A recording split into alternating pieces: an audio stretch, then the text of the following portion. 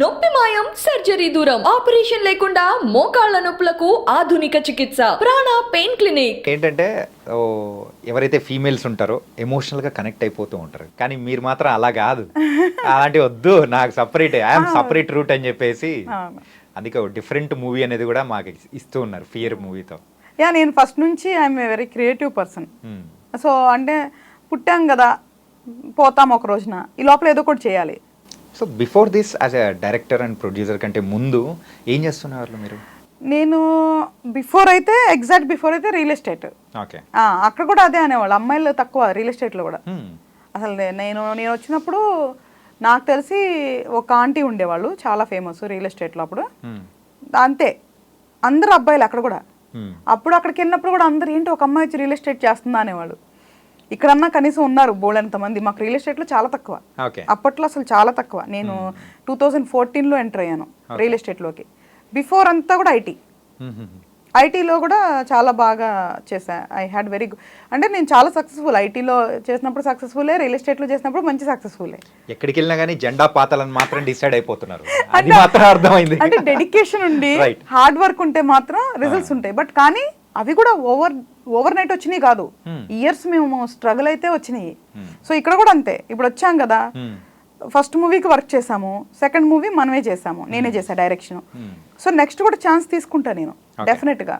So ఇది irrespective of, అంటే దీని రిజల్ట్స్ ఏంటి అనేది పక్కన పెట్టేసి నేను ఇంకొక డెఫినెట్గా ఛాన్స్ తీసుకుంటా. సో నేను టైంకి కూడా you have to give the time. Okay, nice. Real estate గురించి టాపిక్ వచ్చింది కాబట్టి, సో ప్రెసెంట్ హైడ్రా అనే దాంతో కూడా మన హైదరాబాద్ అంతా డర్ అయిపోతుంది. అవును. సో రియల్ ఎస్టేట్ అనేది కూడా డౌన్ అయిపోయిందని కూడా వింటున్నాను. అవును. ఏంటి పరిస్థితి ఏంటి అంటారు? రియల్ ఎస్టేట్ ఇప్పుడు కాదు చాణక్య, డౌన్ అయ్యి ఛానల్ అయిపోయింది. అంటే మేము లాస్ట్ టైం ల్యాండ్ తీసుకున్న తర్వాతే డౌన్ అయింది. యాక్చువల్గా 2023 ఫిబ్రవరి మేము ఒక ల్యాండ్ తీసుకొని, అప్పుడు తర్వాత మే జూన్ దగ్గర నుంచే డౌన్ ఉంది మార్కెట్. ఎందుకంటే దానికి ఎలక్షన్స్ టైం కదా, సో ఎలక్షన్స్ అయిపోతా సెట్ అయిపోతుంది అనుకున్నాం. ఎలక్షన్స్ అయిన తర్వాత ఎప్పుడైతే గవర్నమెంట్ మారిందో స్టార్ట్ అయింది రియల్ ఎస్టేట్. నిజం చెప్పాలంటే చాలా కష్టాలు పడుతున్నారు ఇప్పుడైతే ప్రెసెంట్. సో బాగాలేదు అసలు మార్కెట్ అయితే, అస్సలు బాగాలేదు. అంటే హైడ్రా గురించి కాదు, బిఫోరే బాగాలేదు, వాస్తవంగా మాట్లాడాలి మనం. ఈవెన్ బిఫోర్ ఎలక్షన్స్ కూడా డౌనే ఉంది out side market. City construction కాకుండా ల్యాండ్స్ అవుట్ సైడ్ డౌన్ ఉంది, ఎప్పటి నుంచో డౌన్ ఉంది. తర్వాత ఎలక్షన్స్ అయిన తర్వాత పికప్ అయింది అనుకున్నాం, అవ్వలేదు. బట్ గవర్నమెంట్ మారాక కొంచెం టైం పడుతుంది కదా, వాళ్ళు ఏదో ఒకటి చేయాలి, డెఫినెట్గా ఏదో ఒకటి ఇంప్రూవ్మెంట్స్ వస్తున్నప్పుడే టైం పడుతుంది. స్టేబుల్గా ఉంది, అలా అని పడిపోలేదు ఏమీ, అలా ఆగిపోయి ఉంది. సో దాని తర్వాత మనకు పడింది ఇప్పుడు హైడ్రా పడింది. సో దీని తర్వాత ఎలా ఉందంటే అన్ప్రెడిక్టబుల్గా ఉంది. అంతకుముందు ఒక హోప్ ఉండేది, ఆయన ఏదో ఒకటి మంచి పనులు చేస్తే మళ్ళీ ఆటోమేటిక్గా పిక్ అవ్వచ్చులే. ఎందుకంటే కేసీఆర్ కేటీఆర్ వాళ్ళు నిజంగా చాలా ఇచ్చేయటం వల్లే రియల్ ఎస్టేట్ ఆ స్థాయికి వెళ్ళింది అప్పుడు హైదరాబాద్లో. సో మళ్ళీ ఈయన కూడా డెఫినెట్గా రియల్ ఎస్టేట్ పర్సనే కదా, రేవంత్ గారు కూడా. సో ఆయన అన్నారు కూడా, నేను నా వీడియో చూశాను, ఆ వీడియో చూసినప్పుడు కూడా ఐ వాజ్ సో పాజిటివ్. నేను రియల్ ఎస్టేట్ మనిషిని, నాకు తెలుసు ఎట్లా చేయాలో వచ్చినప్పుడు అన్నారు. సో డెఫినెట్గా ఇంకా బెటర్గా అవుతుందిలే అని మేము చాలా ఈగర్గా వెయిట్ చేస్తుండే. సో ఇప్పుడైతే లేదు, సిచ్యువేషన్ అయితే వెరీ బ్యాడ్గా ఉంది. హైడ్రా వల్ల ఇంకొంచెం డ్యామేజ్ అవ్వచ్చు, బట్ ఇది ఎంతవరకు సస్టైన్ అవుతుంది, దీని తర్వాత ఏంటనేది ప్రెడిక్ట్ చేయలేకపోతున్నాం. సో అంటే ఎన్ని ఇయర్స్లో కోలుకుంటుందని కూడా చెప్పడం లేదు. అంతకుముందు అయితే ఆయన ఏదో ఒకటి చేస్తారు కాబట్టి, ఒక ప్రభుత్వం మారిన తర్వాత 6 నెలలకు 1 ఇయర్కో we will see the growth అని ఒకటి అనుకుంటాం. ఇప్పుడు అది లేదు, ఇప్పుడు అది మనం చెప్పలేం. అలానే ఇన్వెస్ట్మెంట్స్ జరగట్లేదా అంటే అడప జరుగుతున్నాయి, బట్ చాలా తగ్గిపోయింది. యాక్చువల్గా ఒక రకంగా అది గవర్నమెంట్కి కూడా లాసే, ఎందుకంటే స్టాంప్ డ్యూటీలు, రిజిస్ట్రేషన్ బోల్డ్ డబ్బులు వస్తాయి వాళ్ళకి. ఇప్పుడు అది కూడా కొంచెం తక్కువైపోయింది. నిన్ననే చూసాను న్యూస్. ఇల్లు తీసుకునే వాళ్ళు కూడా కొంచెం తక్కువైపోయారు. అంటే ఇక్కడ మనం చేసే ఇన్వెస్ట్మెంట్ ఏదో అదేదో ఊర్లలోనే చేసుకుంటే బెటర్ కదరా బాబు అని చెప్పేసి అక్కడ పెరుగుతున్నాయని వింటున్నాను. ఒక రకంగా అది కూడా మంచిదేలే, ఏది జరిగినా మంచి అనుకోవాలి. బట్ కాకపోతే ఇప్పుడు ఉన్న సిచ్యువేషన్ ఏంటంటే మూమెంట్ లేదు, వ్యాపారం లేదు. అంటే ఎక్కువ తక్కువ అనేది పక్కన పెడితే కొంచెం రొటేషన్ మూమెంట్ ఉన్నప్పుడు వేరేగా ఉంటుంది. ఇప్పుడు అది అండ్ హైడ్రా వల్ల అంటే సామాన్యులు బాధపడ్డప్పుడు ఆ వీడియోస్ చూసినప్పుడు అయితే చాలా బాధ అనిపించింది నాకు. Okay, forget about real estate market, ఏముంది ఈ రోజు కాదు రేపైనా లేస్తుంది, భూమి నమ్ముకున్నాడు ఏ రోజు మోసపోడు అనేదనే మేము నమ్ముతాం. కాకపోతే యూ హ్యావ్ టు ఆ టైం పాస్ అవ్వటం కొంచెం ఇబ్బంది అవుతుంది తప్ప వేరేది ఏమి ఉండదు. బట్ కానీ ఎందుకు ఆయన మొదలుపెట్టిన ఇది బాగుంది, ఇనీషియల్గా చేసిందంతా బాగానే ఉంది, సడన్గా అది వేరేగా వెళ్ళిపోయింది. అది వాజ్ లైక్ ఏం జరుగుతుందన్నది అర్థం కాలేదు ఎవరికి కూడా. యా ఎవరు కూడా ఎవరికి వాళ్ళు సెల్ఫ్ డిస్ట్రాక్షన్ చేసుకోరు కదా. లేదు, ఎందుకంటే రేవంత్ గారు ఇన్ని సంవత్సరాలు కష్టపడి ఇంత మంచి ఆపర్చునిటీని ఆయన అట్లా చేసుకుంటారా అనేది నాకే అర్థం కావట్లేదు ఒక సామాన్యులు రాలుగా అసలుకి. ఈ హైడ్రా ఎఫెక్ట్ ఏదైతే ఉందో రియల్ ఎస్టేట్కి దెబ్బగానే ఉంది. కాకపోతే ఎప్పుడైతే ఈ హైడ్రా అనేది తెచ్చి సో ముందుకు తీసుకెళ్తున్నారో అక్కడ లాట్ ఆఫ్ అప్రిషియేషన్స్ అనేది కూడా వచ్చాయి. ఏంటంటే కొన్ని చెరువు పరిధిలో ఉండేటి, సో ఇప్పుడు హైదరాబాద్లో ఏదైనా వరద వచ్చిందంటే ఏదైనా ప్రాబ్లం అయిపోతుందంటే దాన్ని ఫ్యూచర్లో రాకూడదనే ఉద్దేశంతో చేస్తున్నారు, మంచి పని అనే పొగిడిన వాళ్ళు కూడా చాలామంది ఉన్నారు. అంటే చెయ్యొచ్చు కానీ దాన్ని స్మూత్గా హ్యాండిల్ చేయాలి కదా అంట. నేనేమంటానంటే ఎప్పుడు నేను యాజ్ ఎ పర్సన్గా, ఎందుకంటే నేనేం పాలిటిక్స్లో లేను, నేను అసలు ఎవరికి సపోర్ట్ చేయను. ఎవరు మంచి చేస్తే వాళ్ళే మనకి గుడ్, ఎవరు చెడు చేస్తే వాళ్ళు చెడు చేస్తారని చెప్తాం. అసలు నేను వ్యక్తి పూజ చేసే మనిషిని నేను అసలు కాదు. నేను ఓన్లీ వాళ్ళ యాక్షన్స్ గురించే మాట్లాడతాం. సో ఇప్పుడు హైడ్రా నువ్వు అన్నట్లు అది మంచి కాస్ట్తో చేశారు. నేను ఎప్పుడూ అప్రిషియేట్ చేస్తానంటే ఆ పర్మిషన్స్ ఇచ్చిన వాళ్ళని సస్పెన్స్ చేసి వాళ్ళతో పెనాల్టీ కట్టిస్తే ఫస్ట్ నేను అప్రిషియేట్ చేస్తాను. ఓకే, ఎందుకంటే గవర్నమెంట్ ఈవెన్ టీఆర్ఎస్ గవర్నమెంట్ ముందు కూడా జరిగినాయి, కొన్ని ఇయర్స్ బ్యాక్ వెళ్ళి జరిగినాయి అవన్నీ. సో అంటే గవర్నమెంటే తప్పు చేసింది.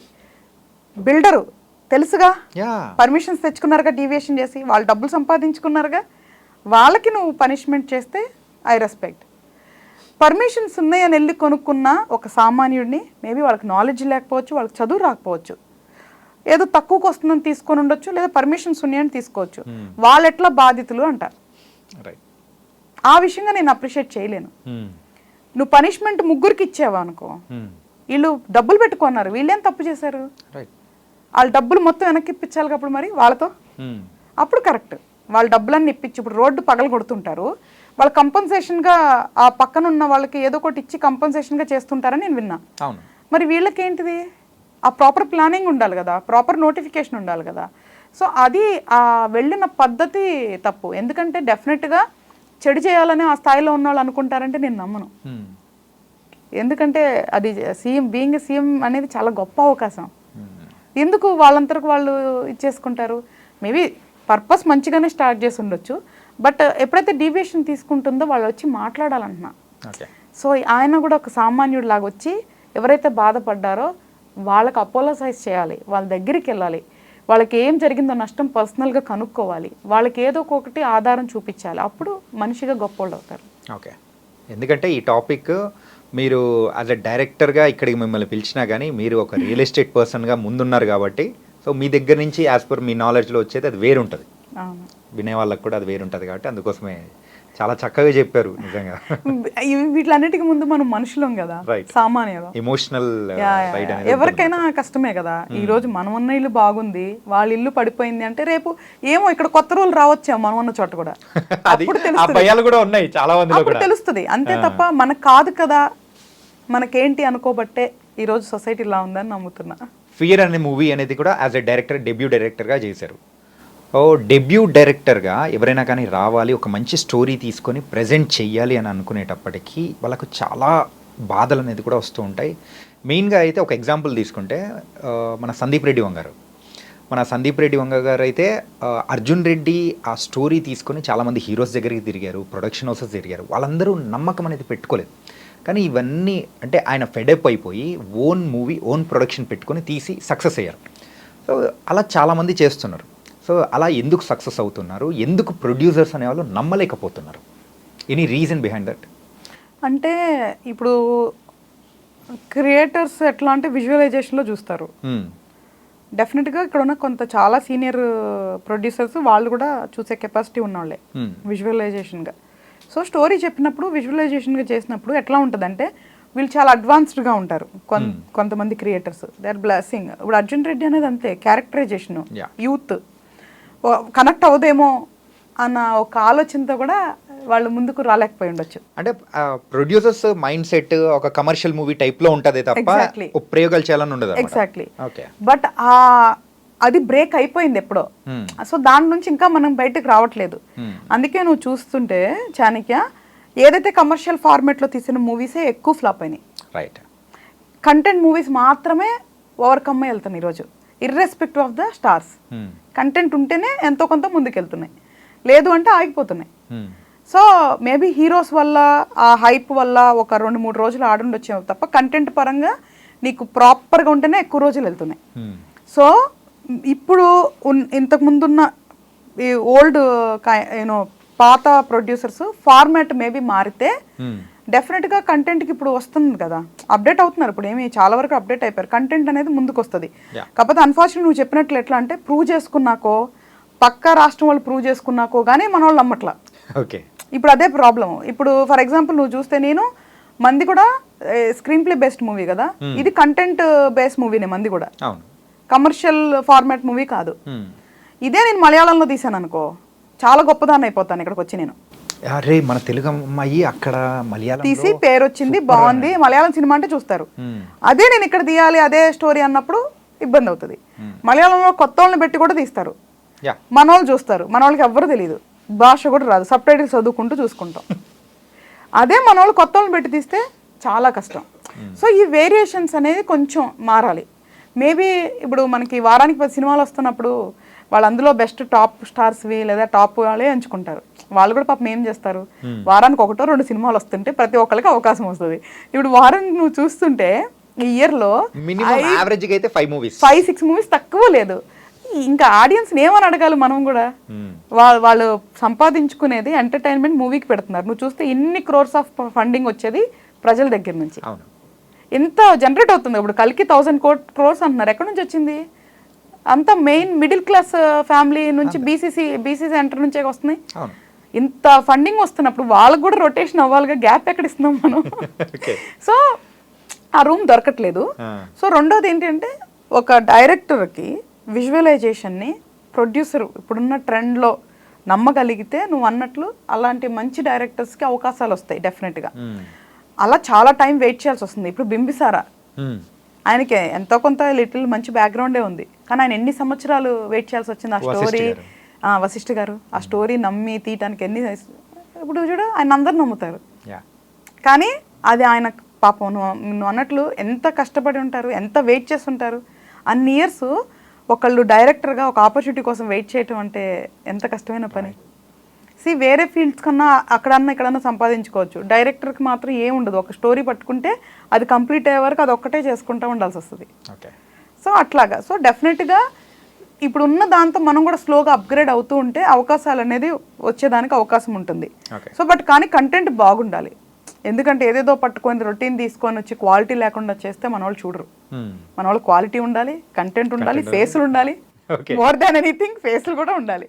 కానీ ఇంకో విషయం ఏంటంటే, సో మూవీకి ప్రొడక్షన్కి ఖర్చు పెట్టే ఖర్చు, సో అక్కడ పబ్లిసిటీకి కూడా సేమ్ అదే టైప్లో పెడుతున్నారని కూడా వింటున్నాం. Is it true? అంటే అంత కాదు, కొంత పర్సెంట్ అయితే పెట్టాలి పబ్లిసిటీకి. ఎందుకు అంటే ఒక మూవీ మనం తీసిన తర్వాత రీచ్ వెళ్ళాలంటే పబ్లిసిటీయే. ఓకే. సో డెఫినెట్గా పబ్లిసిటీ ఖర్చు పెట్టాలి, లేదంటే అసలు ఎట్లా తెలుస్తుంది? ఇప్పుడు నేను సినిమా తీసా, ఇంటర్వ్యూస్ అంటే మీరేం డబ్బులు తీసుకోరు. ఇప్పుడు నేను థియేటర్లో ట్రైలర్ వేయాలి, డబ్బులు కట్టాలి, ఎక్కడన్నా స్క్రీన్స్లో మనం వేయాలి, బయట హోర్డింగ్స్ పెట్టాలి, బోర్డులు పెట్టాలి, ఇవన్నీ మనం ఖర్చు పెట్టాల్సిందే కదా. సో వాటికి ఖర్చు అవుతుంది. సో డెఫినెట్గా ఆడియన్స్ తెలియాలి కదా. ఇప్పుడు మనం ఉన్నాం, ఫియర్ మూవీ వస్తుందని నేను 10 ప్లాట్ఫామ్స్లో చెప్తే కానీ ఓకే వస్తుంది అని వాళ్ళకి ఒక ఇంట్రెస్ట్ ఉంటే వస్తారు. సో పబ్లిసిటీ అనేది ఇంపార్టెంట్ కంపల్సరీగా ఈ రోజుల్లో. మెయిన్గా అయితే కీ రోల్ అనమాట, చాలా కీ రోల్. Right, nice. మరి ఫియర్ మూవీలో మెయిన్గా అయితే మమ్మల్ని అందరినీ భయపెట్టబోతున్నారు. సో ఫియర్ క్యారెక్టర్ అంటే ఫియర్తో భయపెట్టే క్యారెక్టర్ చేసింది వేదిక గారు. మరి వేదిక గారి గురించి ఏమన్నా? షీఈ్ నా దృష్టిలో ఏంజెల్ అట్ వర్క్ విషయంలో చాలా డెడికేటెడ్గా చేశారు. Directors friendly. సో మనం ఏం కోరుకుంటామో అది ఇవ్వటానికే తను ఆలోచిస్తారు తప్ప అసలు నేను ఎందుకు సర్ప్రైజ్ అయ్యానంటే తనతో వర్క్ చేసేటప్పుడు నాకు టూ మచ్ కంఫర్ట్ ఇచ్చేసారు ఆవిడ. అంటే నన్ను నమ్మారు బేసికల్గా. ఓకే అది మనలో కూడా ఉంది, అది పక్కన పెడితే నమ్మారు కాబట్టి నాకు ఎలా కావాలో తను అలాగా చేశారు. ఏ రోజు ఏ డైలాగ్ కానీ ఏ సీన్లో కానీ ఇది ఎందుకు అది ఎందుకు, ఇది ఇట్లా ఉంటే బాగుంటుంది అట్లా ఉంటే బాగుంటుంది అనే మాట కూడా మాట్లాడాల. ఏంటి సీను, ఏం చేయాలి, అది మాత్రమే చేసి ఇది ఓకేనా, ఇంకా వేరే ఏమైనా కావాలా అని అడిగేతాను.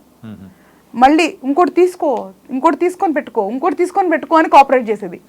ఆపేద్దాం అనేది కాదు.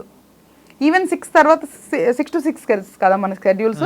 6 తర్వాత కూడా ఈవెన్ డిఓపి గారిని కూడా తను అడిగేది, మనకు కొంచెం రూమ్ ఉంటుంది కదా, ఇంకో 20 minutes ఏమన్నా చేసుకుందామని తనే అడిగేది. ఓకే. అవి ఒక క్యారెక్టర్ ని ఎన్హాన్స్ చేస్తాయి ఇంకా బ్యూటిఫుల్ గా. అవుటర్ తనంత బ్యూటిఫుల్ తెలియదు కానీ తనకి వర్క్ పరంగా ఇన్నర్ బ్యూటీకి నేను ఇంప్రెస్ అయ్యా. ఓకే. సో ఆ విషయంలో మాత్రం వర్క్ పరంగా ఐఎమ్ వెరీ మచ్ హ్యాపీ. మేము ఎప్పుడో స్కూల్లో ఉన్నప్పుడు ఆవిడ ఫస్ట్ మూవీ చూసాను, నాకు ఇప్పటికీ గుర్తు. ఆ విజయదశమి అని చెప్పేసి కళ్యాణ్ రామ్ గారితో చేసింది. అరే అమ్మాయి ఎంత బాగుంది అని చెప్పేసి మనం అట్లా అట్రాక్ట్ అయిపోతారు కదా. సో ఇప్పటికీ స్టిల్ అదే ఆ చామ్ కానీ అందాన్ని అలా మెయింటైన్ చేస్తుంటే ఇట్ వాస్ నైస్ అనిపించింది. అవును, ఎందుకంటే నేను చూసాక తను చాలా సింపుల్ గా ఉంటారు. నేను టూ మచ్ మెయింటెనెన్స్ కూడా నేనేం చూడలే షూటింగ్ లో. తన స్కిన్ చూసాను కదా, వితౌట్ మేకప్ చూసాను కదా, షీ లుక్ సేమ్. అంటే వితౌట్ మేకప్ కూడా తను అలాగే ఉన్నారు. ఓకే. ఎందుకంటే నేను ఆఫ్ స్క్రీన్ చూస్తుంటాం కదా, అంటే మన దానికి మేకప్ కూడా నాట్ నీడెడ్ కదా. మొత్తం ఒరిజినాలిటీతోనే మొత్తం. ఇది మేబీ లిటిల్ టచ్ అప్స్ ఉంటే తప్ప అసలు మేకప్ అనేది కూడా నాట్ నీడెడ్ అసలు మన దానికి. ఇంకా వాళ్ళది ఇంకా మనం ఎంచుకున్న టోన్ కి వాళ్ళకు ఉన్నది అందానికి ఇంకా 20% మైనస్ అవుతుంది, తగ్గించాలేమో, ఇంకా తగ్గుతుంది. మనం తగ్గించిన అసలు మనం తీసుకున్న టోన్ కి మైనస్ అయిపోతుంది. కలర్ వాళ్ళు ఉన్నంత ఫెయిర్నెస్ కూడా కనపడదు, కొంచెం డౌన్ అవుతుంది. ఎందుకంటే మనం సయాన్ ప్లస్ గ్రీన్ కి వెళ్ళాం కదా, అప్పుడు ఆటోమేటిక్ గా బ్లాక్ టోన్ కొంచెం పెరిగిద్ది. ఓకే. మూడ్ కోసం అది కూడా డిఫరెంట్ గా తీసుకున్నాను యాక్చువల్గా. తనకైతే ఫియర్ మూవీలో ఒక యూనిక్ కాన్సెప్ట్తో మమ్మల్ని అందరినీ కూడా భయపెట్టబోతున్నారని కూడా అర్థమవుతుంది. సో ఇది కూడా తొందరలో థియేటర్స్లో. ఇంతసేపు సో ఒక రియల్ ఎస్టేట్ గురించి కానీ, ఫిలిం ఇండస్ట్రీ గురించి కానీ, ఎవ్రీథింగ్ అసలు డైరెక్టర్స్గా పడుతున్న బాధల గురించి, ఒక డెబ్యూ డైరెక్టర్ చేయాలంటే ఎన్ని కష్టాలు ఉంటాయని కూడా చాలా చక్కగా వివరించారు. So thank you so much for your time. Thank you Chanakya, thank you so much for listening also. అరే అట్లేం లేదు. So it was interesting topics కదా అన్ని, అండ్ అవార్డ్స్ కూడా వచ్చేసాయి కాబట్టి congratulations and all the best for the release అనమాట. Thank you so much. So guys, మరి ఫియర్ మూవీ తొందరలో థియేటర్స్లో కూడా మనందరినీ చక్కగా ఎంటర్టైన్ చేయబోతుంది. ఇప్పటికే బోల్డ్ అని అవార్డ్స్ అండ్ క్రిటిక్స్ యొక్క అప్రిసియేషన్స్ అనేది కూడా వచ్చాయి కాబట్టి థియేటర్లో చూసి మనందరం కూడా ఎంజాయ్ చేసేద్దాం. సో ఇది వాళ్ళ మన ఇంటర్వ్యూ. మరో ఇంటర్వ్యూతో మళ్ళీ కలుద్దాం. అంతవరకు take care. This is your Chanakya.